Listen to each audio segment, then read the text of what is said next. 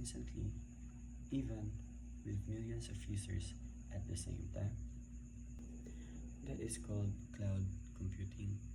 Instead of storing data in one computer, businesses use online servers called the cloud to store, process, and access data anytime, anywhere. For example, when you use apps like food delivery or online shopping, your order is processed in the cloud. Restaurants, riders, and customers see update real time because everything is connected to the internet. This helps businesses work faster and more efficiently. And it also helps companies to handle more users so they can earn more.